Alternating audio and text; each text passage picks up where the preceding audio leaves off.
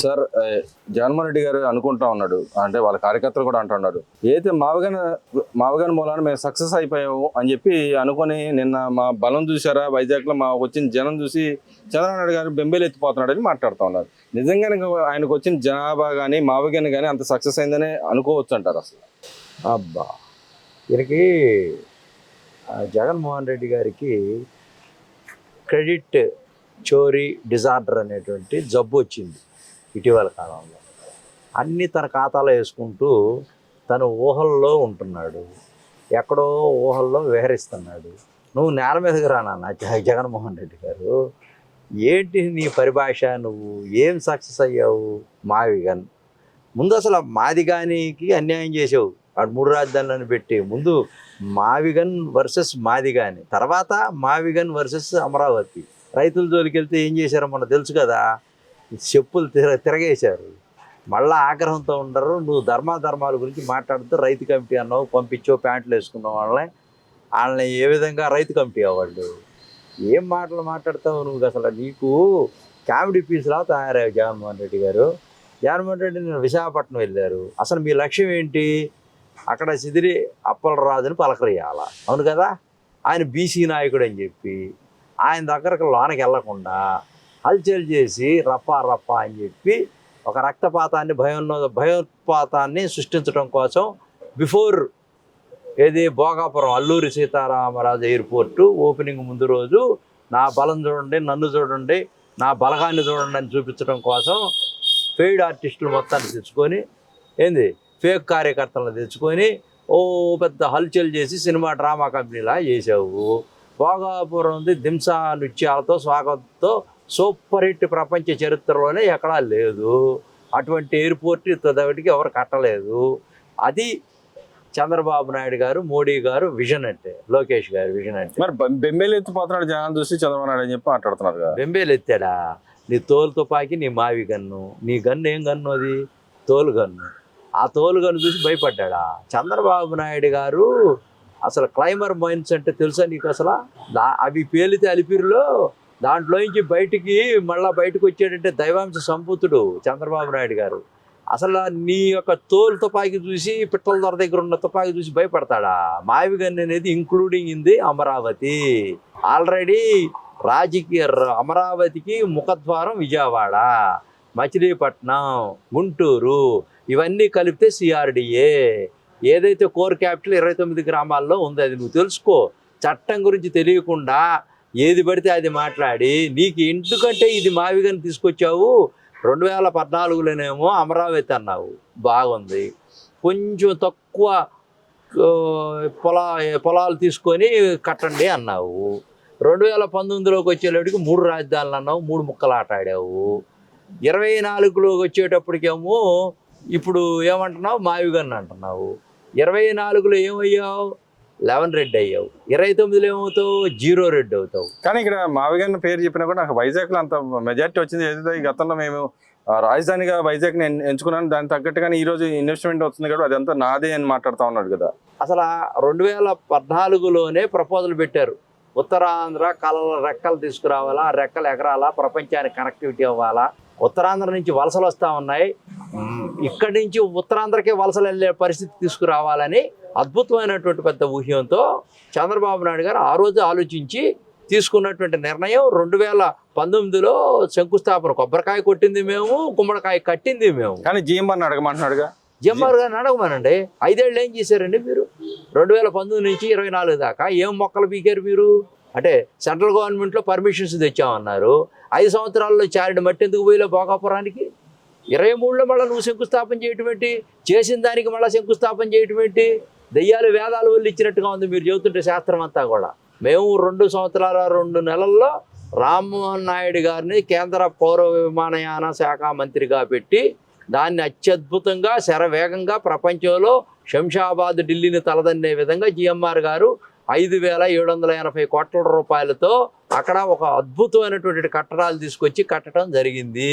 మీ అందరికీ కూడా తెలుసు, 50 లక్షల మంది దగ్గర నుంచి 4 కోట్ల మంది ప్రయాణం చేసేటువంటి స్థాయి కలిగినటువంటి కెపాసిటీ కలిగినటువంటి green field, Alluri Sitaramaraju green field.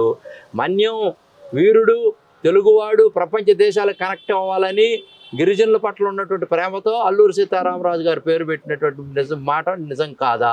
25 MT ఏదైతే కార్గో సిస్టమ్ ఉందో, ఈ ప్రపంచంలో లేనంత కార్గో సిస్టమ్, ఇక్కడి నుంచి అన్ని గిరిజన సంపదలను కానీ మత్స్య సంపదను కానీ ఈ రాష్ట్రంలో పండేటువంటి పంటలన్నీ కూడా పంపించడం కోసం గ్రీన్ ఫీల్డ్ సిస్టంలో కార్గో సిస్టమ్ని డెవలప్ చేశారు. అది నిజం కాదా? అక్కడ డెవలప్మెంట్ ఎట్లా ఉంది? అవన్నిటికీ కనెక్టివిటీగా గూగుల్ డేటా సెంటర్ని తీసుకొచ్చాం. 6,63,000 కోట్ల రూపాయలు నిధులతో MOUలు చేసుకొని 193 దాదాపుగా సంస్థలు అక్కడికి లుల్లు మాల్తో సహా అక్కడికి వచ్చి కన్స్ట్రక్షన్ చేయబోతా ఉన్నాయి. అదే సముద్రాన్ని అడ్డం పెట్టుకొని 12 కంట్రీస్కి ఈ సిస్టమ్ని తీసుకెళ్ళబోతా ఉన్నాం.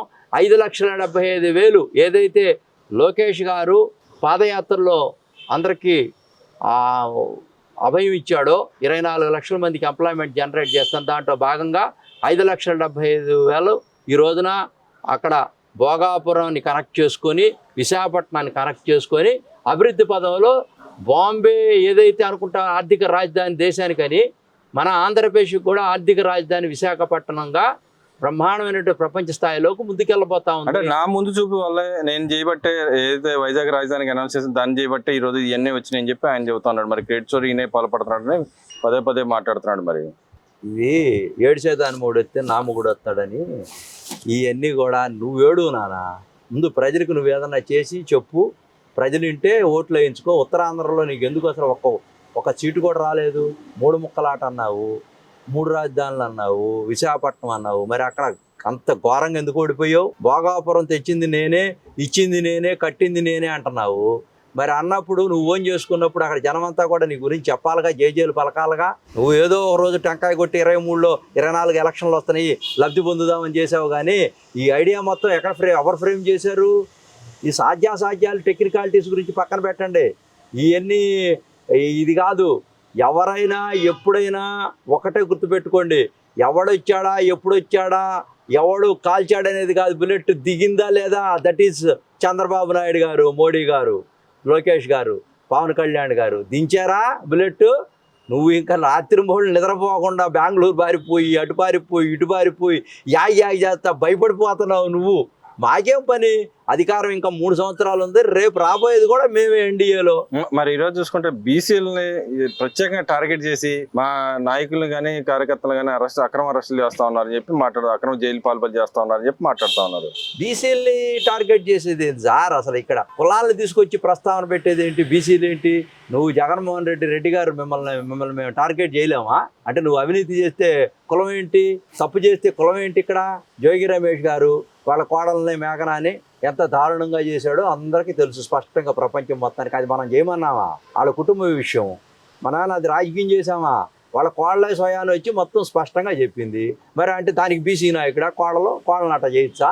ఏమంటే శిథిలప్పలరాజు వాళ్ళ కొడుకు యాక్టివిటీ చేస్తే పాపవాడు ముసలోడు అయిపోయాడు, చచ్చిపోతే ఏమైంది, దీన్ని ఇంత పెద్ద యాగి చేయొచ్చా అని ఓ తండ్రి మంత్రి అయ్యి ఉండి అట్లా మాజీ మంత్రి అయ్యి ఉండి అంత చేయగలుగుతాడా? మేనేజ్ చేస్తా? తప్పు కదా, చట్టాన్ని తన చేతిలో తీసుకోకూడదు కదా. ఆయన ఇప్పుడు ఇవన్నీ స్వయంకృతం సార్. రాజకీయాల్లో ఆత్మహత్యలే కానీ హత్యలు ఉండవు. కానీ నిన్న అయితే జరిగిందంటే చొక్కాలు దింపుకొని మా మీద అక్రమ కేసులు పెడతామని చెప్పి అంటా ఉన్నారు కదా. చొక్కాలు దించుకున్నారు. చొక్కాలు దించుకునేది ఎక్కడ దించుకుంటున్నారు సార్? అసలు ఆ చొక్కాలు దించుకునేది ఏంది? ఇదంతా కూడా ఈ చొక్కాలు దించుకోవటం వల్ల రాజకీయం వస్తుందా సార్? పేదవాడికి కడుపు నిండుద్దా సార్? చొక్కాలు దించుకోవటం వల్ల ఏమొస్తుంది? బట్టలు కుట్టియడానికి డబ్బులు లేని పరిస్థితుల్లో జగన్మోహన్ రెడ్డి నువ్వు పేదవాళ్ళకి ఏం చేయలేక డీబీటీలు నొక్కి 3,75,000 కోట్ల రూపాయల మౌలిక సదుపాయాలు ఏర్పాటు చేయకుండా వాళ్ళందరినీ కూడా భ్రమల్లో పెట్టి ఓటు బ్యాంకును పెంచుకోవటం కోసం ఆర్థిక పరిపుష్టిని రాష్ట్రం మొత్తం కూడా నాశనం చేసింది నువ్వు కాదా? నువ్వు ఇంకా సొక్కాలు దించుకునేది ఏంది, ప్యాంట్లు దించుకునేది ఏంది, బట్టలు కూడా తీసుకునేది. అక్రమ కేసుల కోసం ఇలా చేస్తున్నారు, వీడియోలో కూడా కనపడుతుంది. ఇంకో పక్కన రాష్ట్రంలో ఎక్కడ మహిళలకు కానీ ఇటు పక్క చూసుకున్న పేద ప్రజలకు కానీ ఇంకో పక్కన లాకప్ డెత్లు కానీ పెరిగిపోయిన విపరీతంగా లాండ్ ఆర్డర్ మిస్యూజ్ అవుతుందని చెప్పి మాట్లాడుతూ ఉన్నారు. ఏమంటే వాళ్ళప్పుడు లాండ్ ఆర్డర్ సుధాకర్ గారు ఆయన ఒకసారి తీసుకోండి, ఆయన ఏ విధంగా చంపేశారు. గులకరాయి, కోడి కత్తి, అదేవిధంగా సుబ్రహ్మణ్యం వీధి సుబ్రహ్మణ్యాన్ని ఎట్ట చంపేసి అనంతబాబు డోర్ డెలివరీ చేసింది, చీరాల్లో కిరణ్ అనేవాడు ఎలా చనిపోయింది, తర్వాత నీ బాబాయ్ సొంత బాబాయ్ గొడ్డల పార్టీ మీరు గొడ్డలతో నరికేసి ఈ రోజున వాళ్ళ చెల్లెళ్ళు తల్లులు అక్కలు చెల్లెళ్ళు అందరూ రోడ్డు మీద పడిపోతే దిక్కు లేదు. కానీ ఇంతవరకు నీ బాబాయ్ సొంతవాడు చనిపోతే 5 సంవత్సరాలు ఏం పీకావు, ఇంతవరకు తేల్చలేదు. అవినాష్ రెడ్డి మీదకి సిబిఐ వాళ్ళు వస్తే నువ్వు ఆయన కాపాడటం కోసం నాకు ఇక్కడ చట్టం ఉంది, నాకు ఇక్కడ నేను కేసులు పెట్టగలను, నాకు పోలీసు ఉందని నీ అధికార దర్పం చూపించి సిబిఐ వాళ్ళ మీద కేసులు పెట్టావు.